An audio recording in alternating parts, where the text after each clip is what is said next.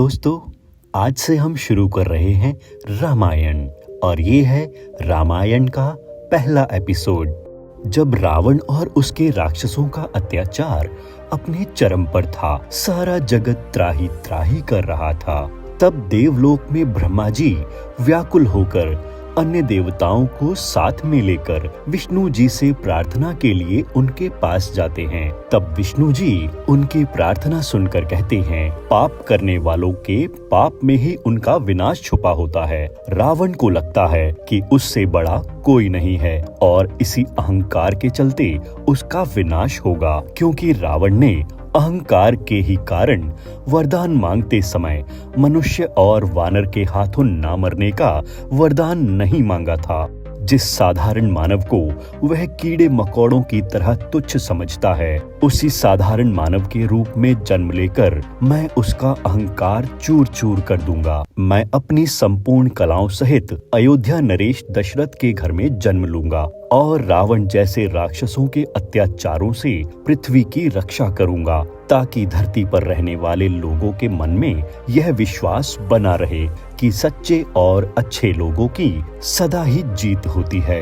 इधर अयोध्या में राजा दशरथ सूर्य देवता के उत्तरायण में प्रवेश के दिन अपनी तीनों रानियों और महर्षि वशिष्ठ की मौजूदगी में अपने कुल देवता सूर्य देव से प्रार्थना करते हैं कि सूर्य वंशियों का वंश दशरथ के साथ ही समाप्त न हो जाए। महर्षि वशिष्ठ राजा दशरथ और उनकी तीनों रानियों से कहते हैं, आपके घर पुत्र अवश्य होंगे, परंतु उसके लिए आपको पुत्र कामेष्ठी यज्ञ करवाना होगा।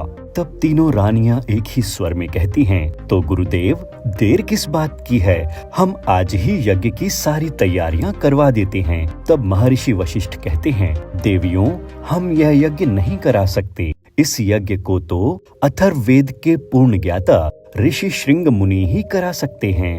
ये बात सुनकर राजा दशरथ बोले, तो गुरुदेव मैं आज ही ऋषि श्रृंग मुनि जी के पास चला जाता हूँ। देवी कैकेयी भी राजा दशरथ की बात में हामी भरते हुए कहती हैं, हाँ मैं अभी आर्य सुमंत को बुलाकर कहती हूँ कि सेनापति को आदेश दें कि महाराज के साथ जाने के लिए रथ, हाथी, घोड़े और पैदल सेना तुरंत तैयार की जाए। ये सुनकर महर्षि वशिष्ठ कहते हैं, नहीं देवी कैकेयी, वहाँ हाथी, घोड़े और सेना की कोई आवश्यकता नहीं है। महाराज एक योगी के पास कुछ मांगने जा रहे हैं, अपना ऐश्वर्य और पराक्रम दिखलाने नहीं जा रहे हैं।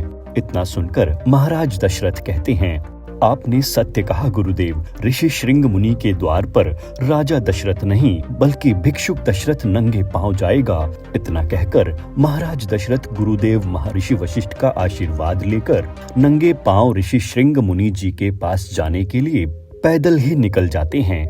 और जब महाराज दशरथ जंगलों और पहाड़ी इलाकों का मीलों का सफर पैदल ही तय करके ऋषि श्रृंग मुनि के आश्रम के द्वार पर पहुंचते हैं, तो ऋषि श्रृंग मुनि अपनी तपस्या में लीन होते हैं। कुछ देर के इंतजार के बाद वे अपनी आंखें खोलते हैं तो राजा दशरथ को हाथ जोड़े अपने सम्मुख पाते हैं। तब राजा दशरथ उनसे प्रार्थना करते हैं, हे गुरुदेव, आप तो सब जानते हैं कि रघुवंशियों के वंश को आगे बढ़ाने के लिए मेरे बाद कोई भी नहीं है, इसीलिए आपसे प्रार्थना करने के लिए मैं यहाँ आया हूँ कि आप रघुवंशियों के कुल को आगे बढ़ाने के लिए पुत्र कामेष्ठी यज्ञ करवाएं। ऋषि श्रृंग मुनि राजा दशरथ की प्रार्थना स्वीकार करते हैं और अयोध्या चलकर राजा दशरथ के महल में पुत्र कामेष्ठी यज्ञ करने के लिए तैयार हो जाते हैं। राजा दशरथ और ऋषि श्रृंग मुनि के अयोध्या पहुंचते ही पुत्र कामेष्ठी यज्ञ की तैयारियां शुरू हो जाती हैं। यज्ञ की तैयारियां पूरी होने के बाद राजा दशरथ अपनी तीनों रानियों यानी कि कौशल्या, सुमित्रा और कैकेयी के साथ यज्ञ में बैठ जाते हैं और ऋषि श्रृंग मुनि जी अन्य ऋषि मुनियों के साथ मिलकर पूरे विधि विधान से पुत्र कामेष्ठी यज्ञ को करवाते हैं। यज्ञ से प्रसन्न होकर अग्निदेव प्रकट होते हैं और राजा दशरथ के हाथों में खीर का एक कटोरा देते हैं और कहते हैं, ये खीर अपनी तीनों रानियों को खिला देना, बहुत जल्द ही तुम्हारे महल में किलकारियां गूंजने लगेंगी। नमस्कार दोस्तों, ये था रामायण का पहला एपिसोड। बहुत जल्द हम रामायण का दूसरा एपिसोड ले आएंगे। तब तक के लिए राम राम। और हाँ, आप हमारे YouTube चैनल को सब्सक्राइब जरूर करें और बेल आइकन भी दबा दें ताकि रामायण का अगला एपिसोड आते ही आपको झट से पता चल जाए।